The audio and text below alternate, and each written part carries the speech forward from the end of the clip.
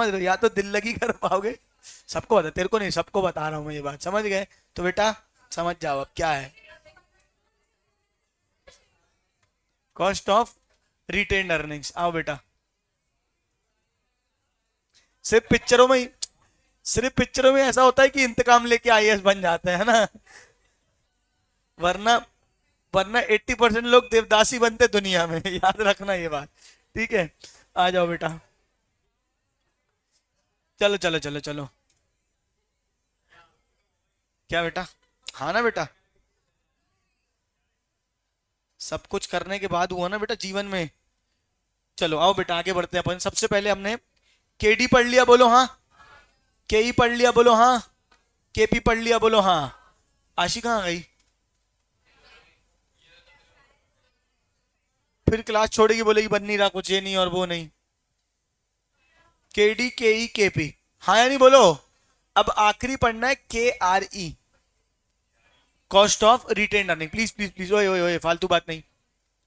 KD is cost of debt, K is cost of equity, KP is cost of preference, K R is cost of retain earnings. ठीक है क्या? एक बार KD का formula बताओ क्या होता था? I into 1 - T divided by net proceeds into 100। Redeemable का फॉर्मूला क्या होता था?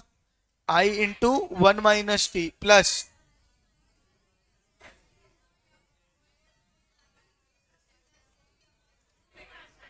सही लिखा हाँ। अब इसके बाद के के 2-3 फॉर्मूले पढ़े थे हमने, बोलो हाँ। पहले केपी बोल दो। अच्छा, केपी क्या था? PT divided by net proceeds into 100, फिर PD plus RV minus SV upon N whole divided by RV plus SV upon 2 into 100। ये क्या आया है? आफ्टर टैक्स, बोलो हाँ। बिफोर टैक्स करना है तो डिवाइडेड बाय 1 - टी। पक्का?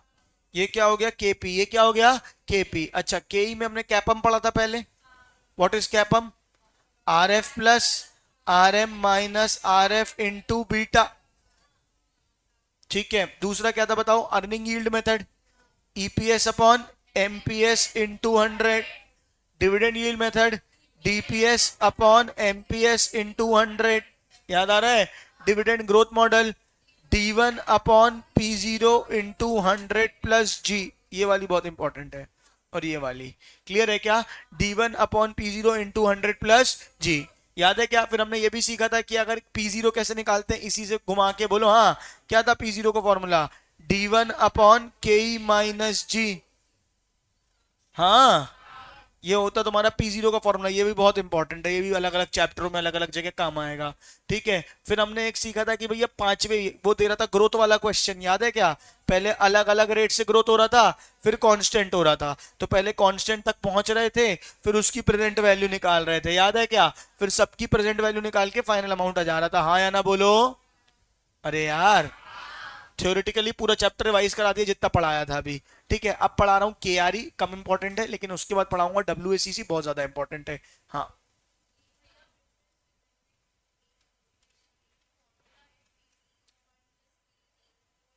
हाँ वो प्रेफरेंस डिविडेंड वाला है, उसके क्वेश्चन आएंगे ना जब टैक्स वन में, सीधे उसके थ्रू कराऊंगा मैं। किसकी नहीं ना, अभी जरूरत नहीं है ना बेटा, मैं जब टैक्स वन से कराऊंगा तो सारे कराऊंगा ना, थोड़ा सा सब्र रखो, सब होगा। हाँ, हाँ वही बोल रहा हूँ, अभी नहीं दूंगा, थोड़ा रुक जाओ, क्योंकि मेन जो एग्जाम में आता है वो ज्यादा करने की जरूरत है हमको, है ना? जिस टाइप के क्वेश्चन एग्जाम में आएंगे, उसने भी सेम ही चीज बोली। चलो यहाँ सुन लो अब सारे लोग मेरी बात पहले। अच्छा, मैं डेट लेता हूँ, क्या लेता हूँ?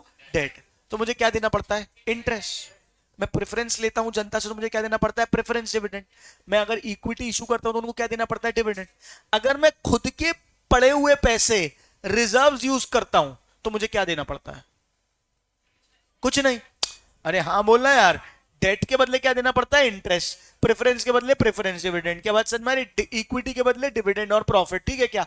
खुद के बिजनेस के पड़े हुए पैसे रिटेन अर्निंग यूज करता हूं तो कुछ देना पड़ता है कि कुछ नहीं देना पड़ता है? कुछ नहीं। तो क्या केआरई कुछ नहीं होगा?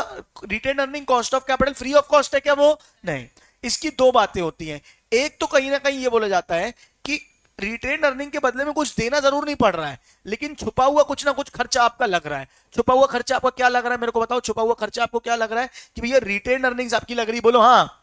अगर आप बार बार बार अगर आप रिटेन्ड अर्निंग्स को इन्वेस्ट नहीं करते, मतलब रखते नहीं अपने पास, तो किसको देते? इक्विटी को। अरे यार, मेरे पास प्रॉफिट आया, बोलो हाँ। या तो मैं आपको डिविडेंड बांट सकता था, क्या बांट सकता था? डिविडेंड। या तो मैं क्या बांट सकता था? डिविडेंड। या तो मैं क्या बांट सकता था? डिविडेंड। या तो अपने पास रख सकता था रिटेन अर्निंग। हाँ बोलना यार, मैंने अपने पास रिटेन अर्निंग रखी और अब मैं बोल रहा हूं इसकी कोई कॉस्ट नहीं है, तो ये बात गलत है, इसकी एक अपॉर्चुनिटी कॉस्ट है। अगर ये रखी तो तुमको पैसा, शेयर होल्डर को डिविडेंड मिला कि नहीं मिला? मिला कि नहीं मिला? ये पैसा किसका है? मेरा है कि शेयर होल्डर्स का है? शेयर होल्डर्स का है। इसमें तुम्हारी उम्मीदें आज भी गड़ी हुई हैं, बोलो हाँ।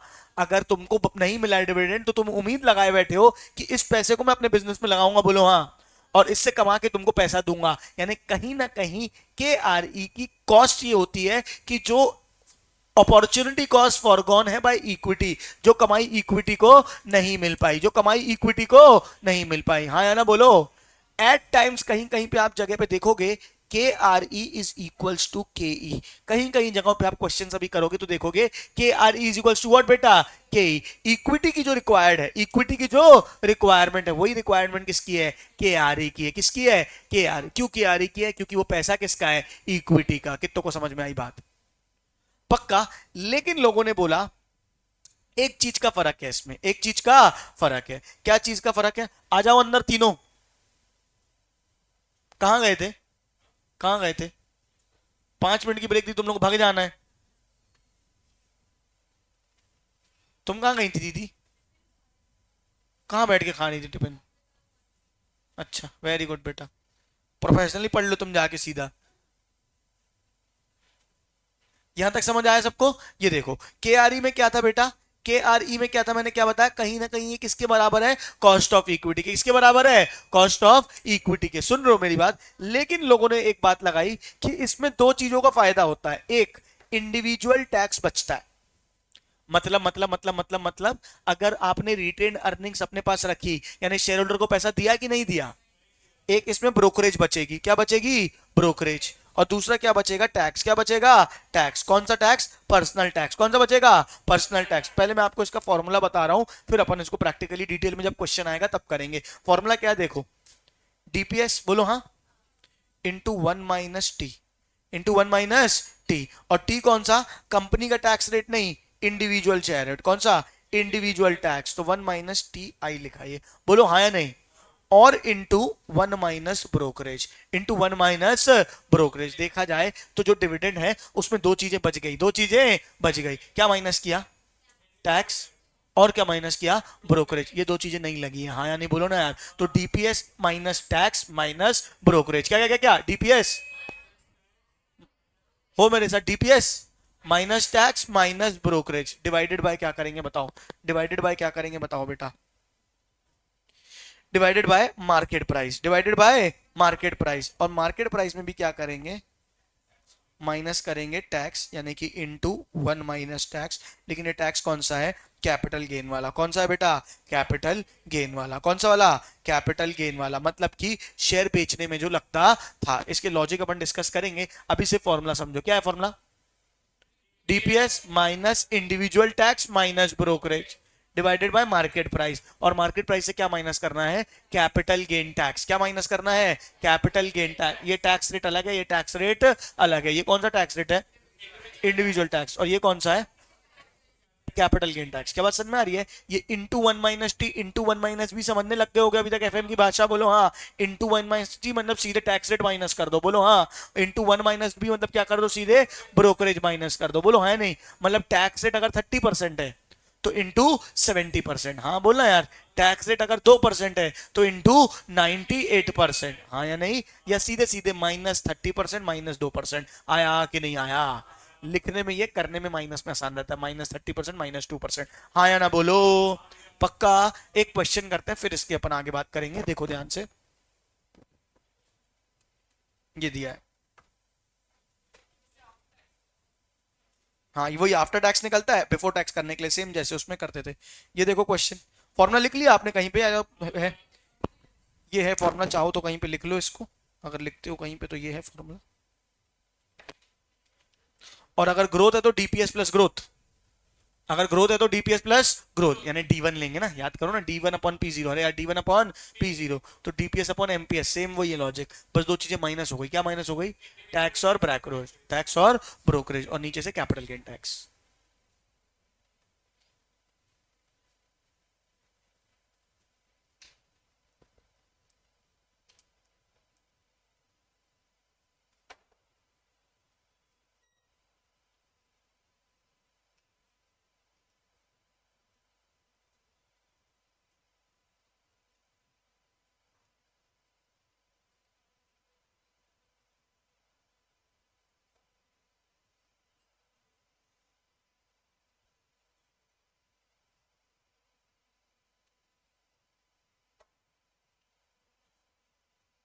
हाँ, हो गया। देखो क्वेश्चन देखो, ये है आपके सामने क्वेश्चन, डिविडेंड पर शेयर दिया हुआ है, बोलो हाँ, माइनस क्या करोगे, 30%, -2% करो, 10 -30% -2%, क्या,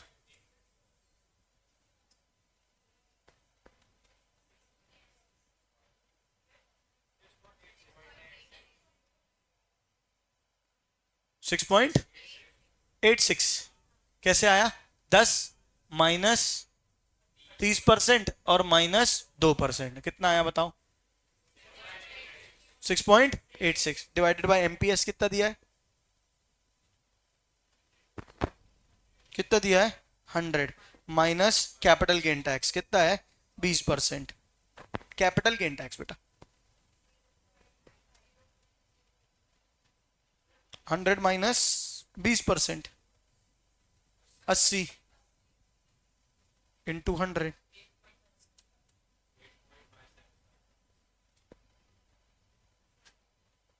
आया कि नहीं आया, ये क्या आया, बिफोर टैक्स, ये क्या आया, before tax, divided after tax करने के लिए, सॉरी आफ्टर टैक्स, ये क्या आया, आफ्टर टैक्स, बिफोर टैक्स करने के लिए 1 - टी, 1 - टी, और टी कौन सा लोगे, कॉर्पोरेट टैक्स, टी कौन सा लोगे, कॉर्पोरेट टैक्स, कितना है कॉर्पोरेट टैक्स, 50%।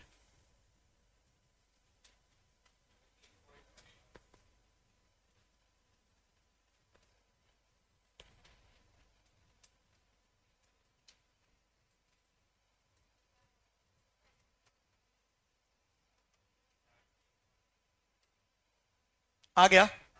देखो तीन प्रकार के टैक्स हैं यहाँ पे, लॉजिक को बहुत ध्यान से सुनना, ओ मुंडू यार को स्ट्रेट बैठो, तीन प्रकार के टैक्स है, एक कौन सा है, पर्सनल टैक्स, एक कौन सा है, कैपिटल गेन टैक्स, और एक कौन सा है, कॉर्पोरेट, मैं कंपनी हूं, ये शेयर होल्डर है, बोलो हाँ, मैं इसको डिविडेंड दूंगा, मैं इसको डिविडेंड दूंगा, तो इसको लगेगा उस कमाई पे पर्सनल टैक्स, क्या लगेगा, पर्सनल टैक्स, जो मैं इसको डिविडेंड दूंगा इसको उस कमाई पे क्या लगेगा, पर्सनल टैक्स, जो ये शेयर बेचेगा उसमें जो प्रॉफिट होगा उसमें इसको क्या लगेगा, कैपिटल गेन टैक्स, क्या लगेगा, कैपिटल गेन टैक्स, और मैंने जितना प्रॉफिट कमाया है उस पे जो मैं टैक्स भरूंगा वो क्या लगेगा, कॉर्पोरेट टैक्स। यहां सुनना, तीन प्रकार के टैक्स हैं, मेरा टैक्स कौन सा है, कॉर्पोरेट टैक्स, शेयर होल्डर को जो कमाई पे टैक्स लगेगा वो कौन सा टैक्स होगा, इंडिविजुअल टैक्स, और शेयर बेचने पे जो प्रॉफिट पे टैक्स लगेगा वो कौन सा होगा, कैपिटल गेन टैक्स। बात समझ में आई, तो पहले हमने क्या माइनस किया, पहले हमने क्या माइनस किया, डिविडेंड में से जो इसको इंडिविजुअल टैक्स बचा, क्योंकि इसको दिया नहीं ना, हमने अपने पास रिटेन अर्निंग्स रखी है, हाँ ना बोलो, तो डीपीएस में से क्या माइनस किया, पर्सनल टैक्स, बोलो हाँ, और क्या बच गई, ब्रोकरेज, दो चीजें बची, दो चीजें माइनस करी, हाँ बोलो,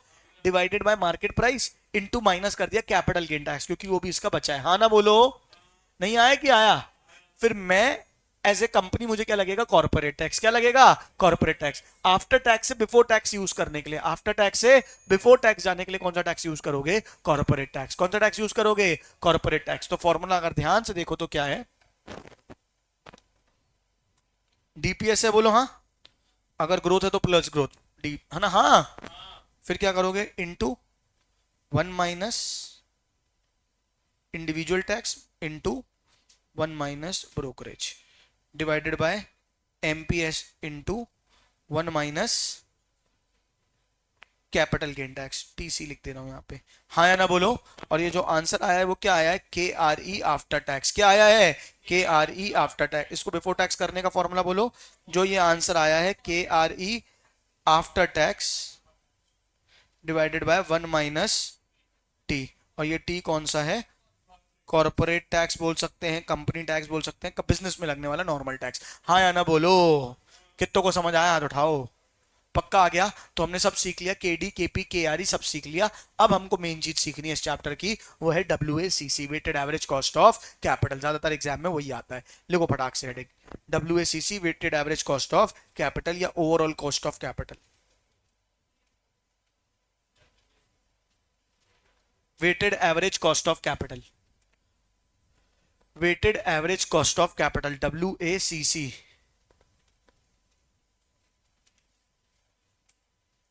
या overall cost of capital. Main concept है इस चैप्टर का, सीधे क्वेश्चन के थ्रू कराऊंगा। हाँ कितना, क्यों नहीं आया? डीपीएस कितना था बताओ? पिछले वाले का आंसर बोल रहे नहीं है, पिछले वाले का डीपीएस कितना था? 10। माइनस करो क्या? 30%। और क्या माइनस करोगे? 2%। कितना आया ये अमाउंट बताओ?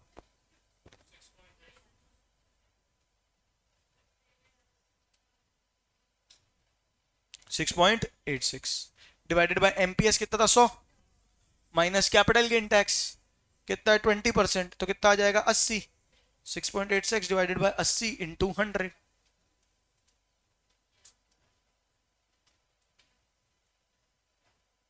कितना आया? आया कितना? 8 पॉइंट, ये क्या आ गया? आफ्टर टैक्स बोलो हाँ। इसको बिफोर टैक्स कैसे करोगे? 8.575 divided by 1 minus tax rate, यानी कि 50%, तो डिवाइडेड बाय 50%। कितना हो जाएगा? 17। आया कि नहीं आया? अरे हाँ ना बोलो ना यार। ये तुम्हारा हो जाता है क्या? ये तुम्हारा क्या हो जाता है बेटा? केडी के ई केपी के आर ई सब कुछ क्लियर है क्या? सारी चीजें पढ़ ली हमने। अब हम पढ़ रहे हैं डब्ल्यू एस सी सी। क्या पढ़ रहे हैं? W S C C. मजेदार फॉर्मूला देखोगे डब्ल्यू एस सी सी का? W S C C is equals to W D K D plus W E K E plus W P K P plus W R E into K R E. हा हा हा। क्या है? कठिन है क्या? दिखने में खतरनाक लगता है? बहुत इजी, बोलो हाँ या नहीं? कुछ नहीं, आपको वेटेड एवरेज निकालना है। क्या निकालना है? Weighted average. देखो यहाँ पे ये क्वेश्चन है आपके सामने, ये कंपनी की कैपिटल दी हुई है। कॉस्ट ऑफ कैपिटल का मतलब क्या है? ओवरऑल कॉस्ट ऑफ कैपिटल, बोलो हाँ। इनने कहा है हमको डेट पड़ता है 4% केडी, हमें प्रेफरेंस पड़ता है 12% केपी, हमें इक्विटी पड़ता है 15% केई, और हमें केआरई पड़ता है 15%। मैंने बोला था देखो एट टाइम्स केई और केआरई सेम रहेंगे, सेम है। दिख रहा है कि नहीं दिख रहा है? हाँ बोलो। अब इनका कहना है ओवरऑल कॉस्ट ऑफ कैपिटल कितनी लगेगी। सबसे पहले हम देखेंगे हमारी टोटल कैपिटल कितनी लगी हुई है, ये बताओ। 15 प्लस 10 25, 25 प्लस 20 45, और 5 50। कितनी लगी हुई है? 50। मैं आपको यहीं पे सॉल्व करके बता देता हूं टोटल कैपिटल कितनी लगी हुई है। 50। मैं प्रेजेंटेशन भी सिखाऊंगा, पहले यहां देख लो कितनी लगी हुई है। 50 लाख। हाँ या नहीं? अब सबका वेट कितना कितना है? वेट कितना कितना है मतलब सबकी वैल्यू कितनी है? 50 लाख में 15 लाख क्या है? डेट। बोलो हाँ। तो वेट कितना हुआ? 15 डिवाइडेड बाय 50 इंटू 100। बताओ कितना वेट हुआ? या 15 डिवाइड बाय 50 कर दो, इंटू 100 बस मत करो। या इंटू कितना आ रहा है? 30%। बोलो हाँ। अगर इंटू कर रहे हो तो 30%, लेकिन इसको एक काम करते हैं परसेंटेज में नहीं लिखते, इसको डेसिमल में लिख देते हैं। कितना हो जाएगा? 0.3। मन में समझ में आया ना? 30%। बोलो हाँ। 10 डिवाइडेड बाय 50 इंटू 100, 20% यानी 0.2। 20 डिवाइड बाय 50 इंटू 100, 0.4। पक्का? 5 डिवाइड बाय 50 इंटू 100, ये वेट्स आ गए। क्या आ गए? वेट्स। देखो 4% वाला डेट, 4% कॉस्ट वाला डेट कितने परसेंट है हमारे पास? 30%। 12% वाला कितना है? 20%। 15 वाला कितना है? 40%। और ये कितना है? 10%। सब मिला के 1 आना चाहिए, 100% आना चाहिए। हाँ या ना बोलो?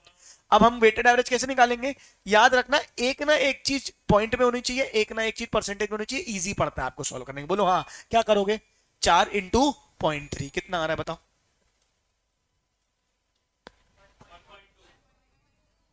1.2। पक्का? ये कितना आ रहा है? 12 इंटू 0.2। पक्का? 15 इंटू 0.4। पक्का? और 15 इंटू 1.1, 1.5। हाँ या नहीं बोलो? यानी कि वेटेड कॉस्ट, डेट लग रहा था 4%, लेकिन है हमारे पास 30% डेट, यानी ओवरऑल में उसकी वैल्यू कितनी है 1 पॉइंट। ये वेटेड एवरेज हो गया ना, हाँ ना बोलना यार। अब इन सबको प्लस कर दो।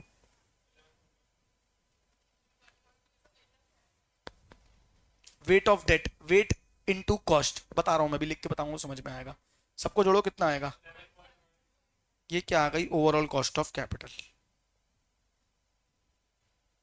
बोलो हाँ कि नहीं आया। एक बार फिर से कर रहा हूं, मैं कर रहा हूं लिख के। हाँ, सबसे पहले क्या है, डेट, लॉन्ग टर्म डेट कितना है बताओ मुझे, 15 लाख। पहला कॉलम होता है सोर्स का, दूसरा कॉलम होता है अमाउंट का, ठीक है। हाँ, लॉन्ग टर्म डेट के बाद क्या है बताओ मुझे, क्वेश्चन नहीं है, बुक नहीं है क्या तुम्हारा, प्रेफरेंस और equity, preference capital, equity capital, और क्या है बताओ, और रिटेन्ड अर्निंग्स। सबकी वैल्यू बताओ कितनी कितनी है, 10 20 5 लाख, 10 लाख, 20 लाख, 5 लाख, समझ गए। अच्छा, अभी मैं बाजू में वेट का कॉलम खाली छोड़ रहा हूँ, और यहाँ पे आपको कॉस्ट दी हुई है, क्या दी हुई है, कॉस्ट। अच्छा मुझे बताओ डेट का कॉस्ट कितना है, मुझे ये बताओ, 4%, 12%, 15 15, 4%, 12%, 15%, 15%, कितनों को ये समझ में आया, हाथ उठाओ। सबको समझ में आया। अब सबके वेट निकालो। वेट मतलब समझ गए, इज्जत कितनी है, मतलब टोटल 50 लाख में मेरा 15 लाख का डेट है, यानी कितने परसेंट डेट है।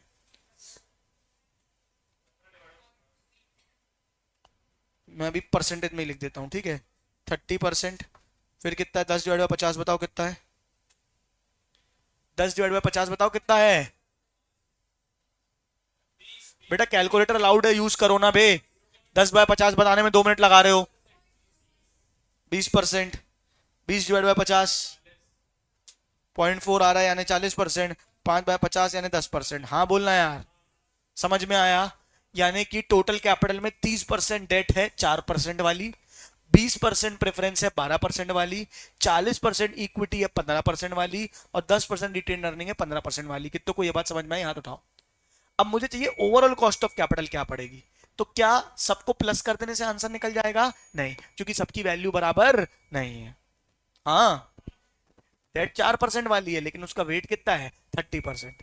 मुझे ओवरऑल कॉस्ट ऑफ कैपिटल निकालनी है, क्या सबको प्लस करने से निकल सकती है, नहीं। तो क्या करूंगा, वेटेड एवरेज। वेटेड एवरेज कैसे निकलता है, ये इंटू ये, 4% वाला कितना है 30%, तो 4 का, या तो एक काम करो कॉस्ट को परसेंटेज में मत लो, ये भी इजी पड़ेगा तुमको। अपन कॉस्ट को परसेंटेज में नहीं लेते हैं, कॉस्ट को एज इट इज लेते हैं। बोलो हाँ, किसी एक चीज को कम में लोगे तो इजी पड़ता है सॉल्व करना। 4 का 30% कितना आएगा बताओ। हाँ, ये वेटेड कॉस्ट आ रही है, क्या आ रही है, वेटेड कॉस्ट, हाँ या नहीं बोलो। फिर कितना है, 12 का 20%। इससे लॉजिक भी समझ में आ रहा होगा, बोलो हाँ या नहीं। 4% वाली कॉस्ट कितनी है 30%, यानी उसकी वैल्यू कितनी हो गई 1.2। 12 कॉस्ट वाली कितनी है 20%, कितनी हो गई 2.4। 15 वाली कितनी है 40%, कितनी हो जाएगी बताओ 6, ठीक है। और 15 वाली कितनी है 10, यानी कितनी हो जाएगी 1.5। सबको जोड़ दो क्या आ जाएगा, हाँ या नहीं बोलो। यही अपन ने क्या किया था, जो मैंने फॉर्मूला लिखा था, WACC। ये क्या है, weight of debt into cost of debt. हाँ बोलना यार, जो फॉर्मूला लिखा था वो क्या था, WDKD। क्या था, WDKD, यानी weight of debt into cost of debt. हाँ बोलना यार, प्लस क्या था, WEKE, यानी weight of equity into cost of equity. हाँ, WPKP, यानी weight of preference into cost of preference, plus WRE into KRE, weight of retain earnings into cost of retain earnings. कितनों को समझ आया। शॉर्टकट कैसे कर सकते थे, शॉर्टकट कैसे कर सकते थे, एम प्लस, हाँ बोलना यार, 4 into 30% M plus, 12 into 20% M plus, 15 into 40% M plus, और 15 इंटू 10% एम प्लस, आखिरी में MRC, आखिरी में MRC। क्योंकि आपका पेपर अब डिस्क्रिप्टिव हो गया, आपको लिख के दिखाना ही पड़ेगा, हाँ या ना बोलो। वरना तो मैं ऐसे बताता ही नहीं था, इतना सीधे MCQ करवा देता था इसके। कितनों को समझ आया, उठाओ। Very very very important, exam में ऐसे ही क्वेश्चन आता है आपको। क्लियर है क्या? ये सादा था, अभी थोड़ी थोड़ी चीजें। अभी आपको यहाँ पे क्या था, डब्ल्यू डी निकाल के दे दिया था, डब्ल्यू ई निकाल के दे दिया, पहले आपको सब निकालना पड़ेगा, फिर पूरा सॉल्व करना पड़ेगा। कितनों को समझ आया? हाथ उठाओ। पक्का? ये क्या हो गया बेटा? Weighted average cost of capital. क्या हो गया? Weighted average cost of capital. Note कर लो, करना है तो जहां भी जिसको जो भी नोट करना है। W D K D plus W E K E plus W P K P plus W R E into K R E. W R E यानी weight of retained earning into cost of retained earning.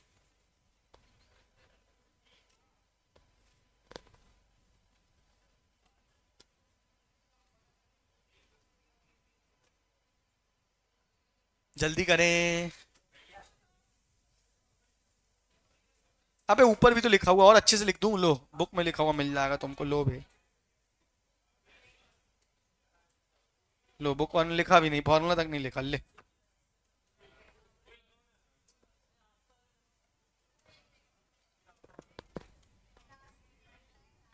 W A C C is equals to W D K D plus W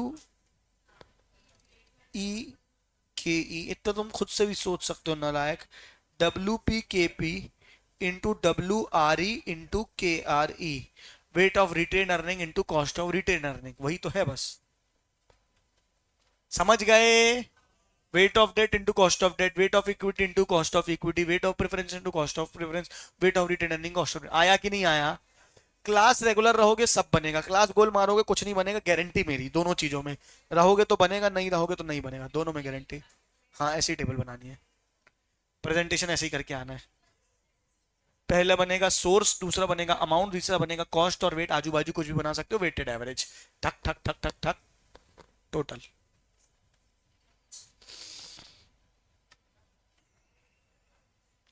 हो गया। इसको लिखो weighted average cost of capital के बाजू में जो तुमने हेडिंग डाली है ना, उसके बाजू में लिख दो बुक वैल्यू वेट्स। क्या लिखोगे? Book value weights. Heading heading में जो डब्ल्यू लिखा है ना, इसमें पहला कॉन्सेप्ट है book value weights. Book value weights जो हमने अभी किया। हाँ, मतलब हमने जो भी वेट लिए, बोलो हाँ। 15 divide by 50, 10 divide by 50, 20 divide by 50, 5, ये लिए ना हमने। ये बुक वैल्यूज थी। क्या थी? Book value. अगली बार क्या कर लेंगे? मार्केट वैल्यू ले लेंगे। क्या ले लेंगे? Market value. समझ आया कि नहीं आया? बन जाएगा। इतना ही करा रहा हूं आज, बाकी का अगली क्लास में कराऊंगा, आप कर सकते हो, ये मैं आपको भेज दे रहा हूं। बाकी का अपना अगली क्लास में होगा। आज मैंने सीए कॉर्पोरेट अकाउंट ज्यादा लगाई, एफएम कम लगाई, चल जाएगा क्या? यही सीक्वेंस सही है, पहले कॉर्पोरेट करे बाद में एफएम करें, है ना? पहले एफएम करा दो, तुम लोग जूझ जाते हो, कॉर्पोरेट फिर बिल्कुल एकदम ही दिमाग ही बंद हो जाता है तुम्हारा। कौन सा बेटा? चलो अच्छा देखो, हाँ एक बार ये देखो, इलस्ट्रेशन 15 देखो सब। हाँ ना, बतान तो दो भे। बुक वैल्यू की जगह क्या दे दिया है? Market value.